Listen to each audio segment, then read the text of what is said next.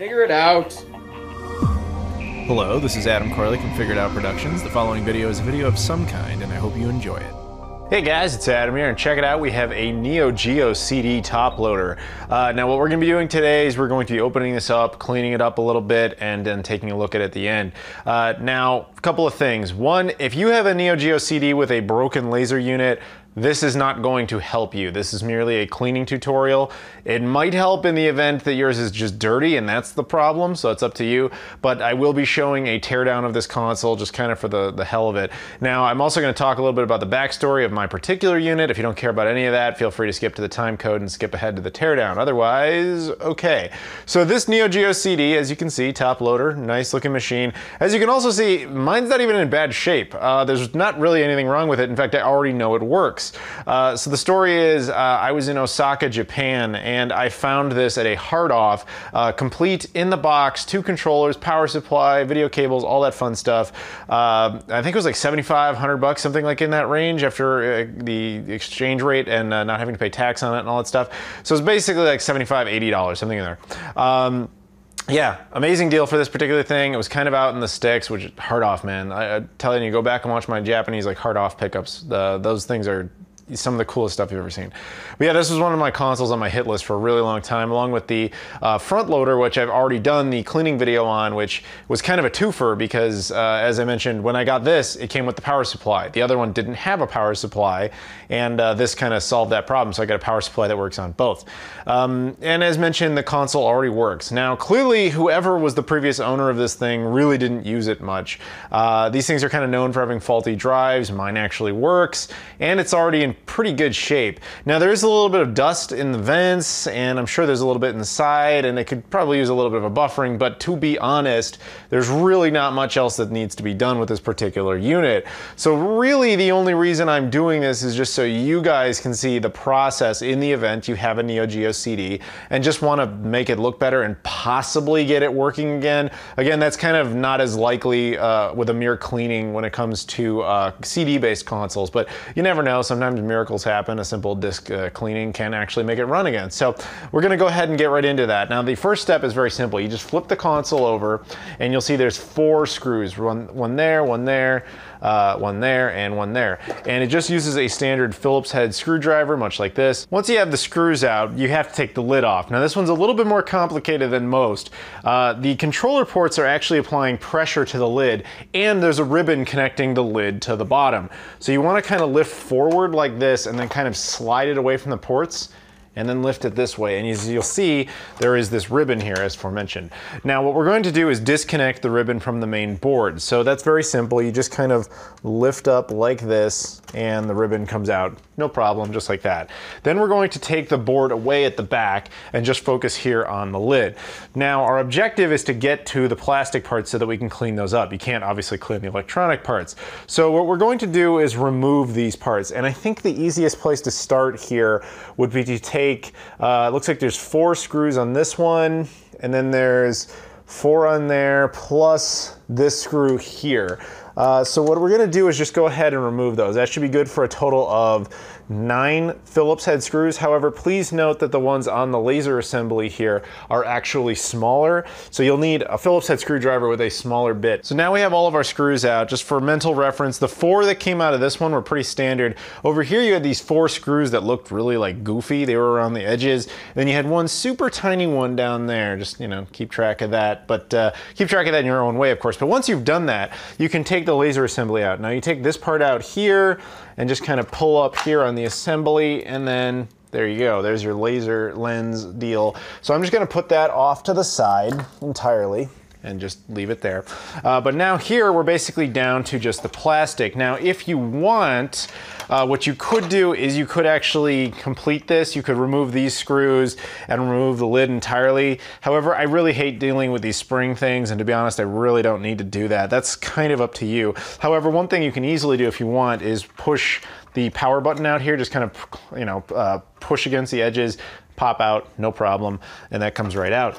But yeah, other than that, you basically now have a completely plastic lid as well as this plastic button, which I highly recommend you take over to a sink and then wash up with soap and water, scrubs, brushes, all that stuff, and just get as much dirt and dust and grime out of there as you possibly can. Now that we have the laser assembly very easily and obviously accessible to us in kind of a unique way, I can't think of any other console that does this way, although I could be wrong.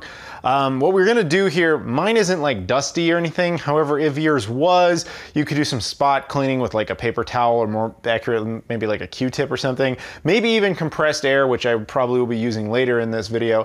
But yeah, my board here is clean. Everything seems to be clean. So the one thing I am gonna do is I'm going to actually clean the lens of the console. Now, the lens is incredibly gentle. You have to be very careful with it. What I use with this is Windex, or Windolene as it's known in certain countries.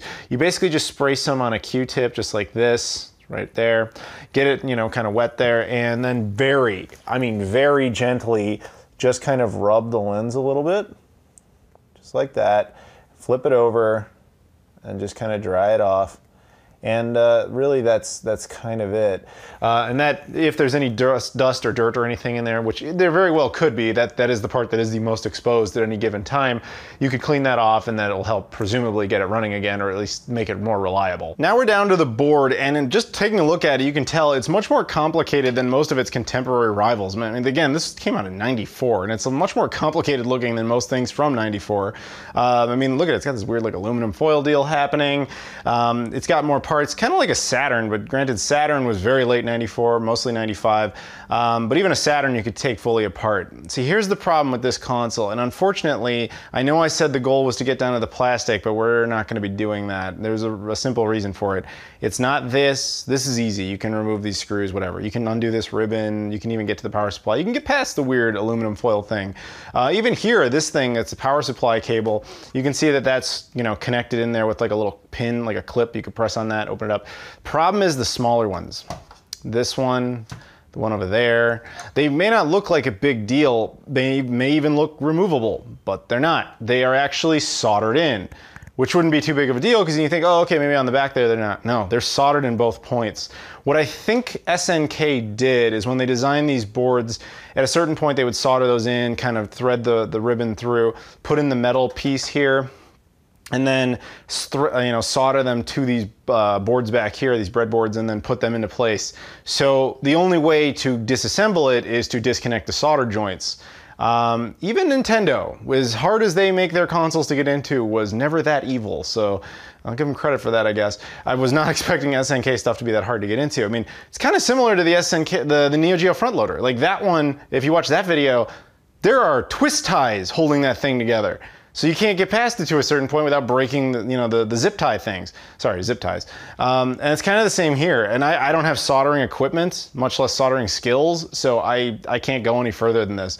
So that sucks, but what I am gonna do, and if you're at this point, you could do compressed air. If you have soldering skills, obviously you can proceed forward, but mine works and I have no desire to intentionally break it, so I'm not going to do that.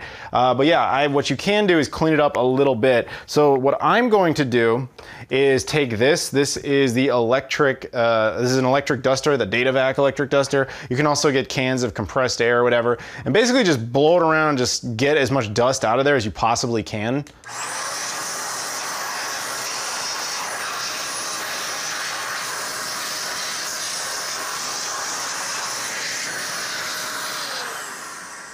Though to keep it real, like I said at the beginning of this video, this one in particular, not very dusty or dirty, so not really anything came out of that, but hey, hopefully something did, or hopefully if you picked one of these up, if you were lucky enough to score one of these cheap, hopefully you got something out of that. As you can see, I have cleaned the lid sufficiently. It's obviously wet and stuff. It wasn't, I mean, like I said at the beginning, there wasn't a whole lot to do here. There was some dust in the vents back there that I managed to get out. I used an old toothbrush to kind of scrape it up and get as much out of there as I could, but really, to be honest, like I said, there wasn't really much much in there.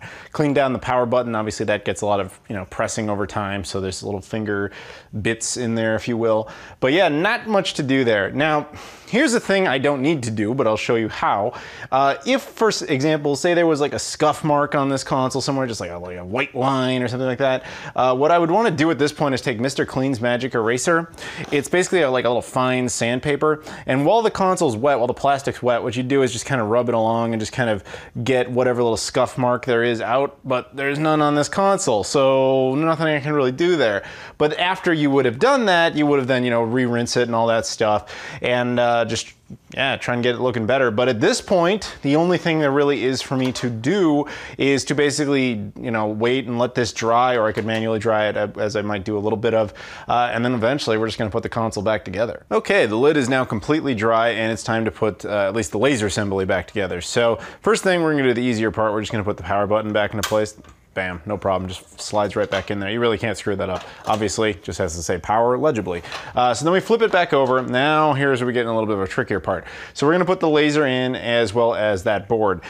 So obviously this bigger piece here has to go in there. So flip it kind of like, you know, this basically. And then make sure you don't touch the lens, obviously, when you're doing that. And then just kind of sit it over those parts right there and right here.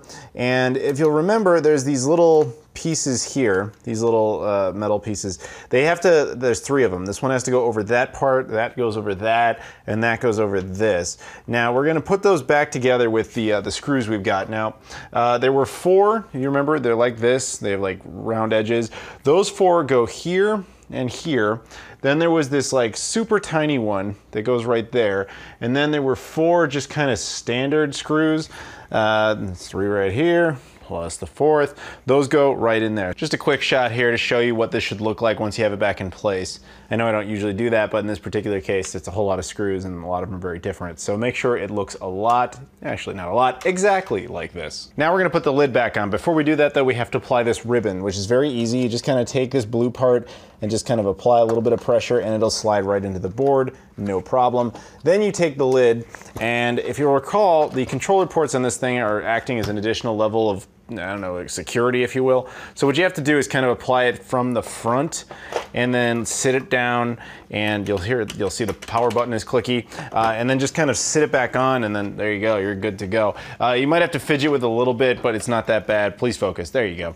Not that bad, but then after that, all you have to do is turn it back over and put those 4 screws back into place. Now the console's back together, but don't forget, we never cleaned the bottom, so we still have to do that. So again, in my case, there's nothing really wrong with mine, but if there is something wrong with yours, I suggest a spot cleaning. Now you could use Q-tips, you could use paper towel, you could use Windex, that kind of thing, just to kind of give it a surface cleaning. So I'm gonna do that just as an example. I'd spray some Windex on the bottom of the console here, and take, you know, a paper towel and just kind of rub it around and see what kind of dust and dirt you might get out. Now again, in my case, there's really nothing there, but still, I'm gonna go around and just kind of clean it off, because what the hell, and we'll take a look at it. Okay, obviously not a whole lot of difference in this case, but I mean, you know, it was nice to get a little bit of dust and dirt out of there. But the only other thing I can think to do is, usually I would say, hey guys, now we're gonna bring like a nice shiny luster to it, which is still what we're going to do. But it's funny because in this case, it kind of already has that, so it really doesn't need this. But if yours doesn't have this, or this is just a general pro tip to most consoles, particularly black consoles, you're gonna wanna use something like this. This is Pledge. This is known as Pronto in certain countries. This is specifically the orange kind, as you can see, but there's all sorts of versions of this. Just don't get moisturizing. I've heard that that's actually can be problematic. But really all you do is just kind of spray this onto the plastic, trying to avoid, of course, getting it in vents or whatever. And then just take a paper towel and just kind of like rub it around the plastic, you know, and just do this on the top, the sides, the bottom, and all that stuff. And then once you're done, just kind of let it sit for like 15 minutes and then take a look at it. Okay, there we go. There's the final result. And of course, it's looking really good. I mean, it already did, so it's not like that's been a huge change for it, of course, but hopefully this would help you out if yours didn't look like this, but you know, follow that model. But hey, I mean, I already know this thing works. I've already tested it before, but what the hell, let's fire it up and I can show it to you guys in action. Console's all set up here. I decided to put in King of Fighters 97 just for the hell of it, because last with the front loader I put in King of Fighters 96, and I don't know what the hell, we're doing one more, why not? So there you go, power button. As you can see on the TV, no issues whatsoever. looking really good. Granted, you're just seeing this through my phone, but yeah, it's running through an RGB SCART. It's running through RGB SCART through a FrameMeister. Looks really good. And on the screen here, which you can see is very, very 90s, it's just kind of said it's loading. You see press start button because it read the disc, no problem. And then we go into the infamous loading screen, so you can look at my, fancy light kit there while it does that. But yeah, King of Fighters 97 running just fine. Load times, like I said, are infamously bad on this console. There's a reason a lot of people get the CDZ if they can. That was a later model of this console that had a 1.5x drive instead of this one, which has a 1x drive. Which not a huge difference, but in this context does actually have some real-world applicable, noticeable differences. So yeah, there you go. No issues whatsoever reading the disc. But like I said, man, like this console, this particular one ran just fine before I got it. It was even in pretty good shape before I got it. So there really wasn't much of a reason to do this other than just to kind of show it to you guys. So if you have one, hopefully this helped you clean it up, maybe even got yours working, or maybe if you're just watching this just to see it, I hope you just learned something and you found this interesting. So yeah, that's it guys. Thank you very much for watching, and I'll see you all later.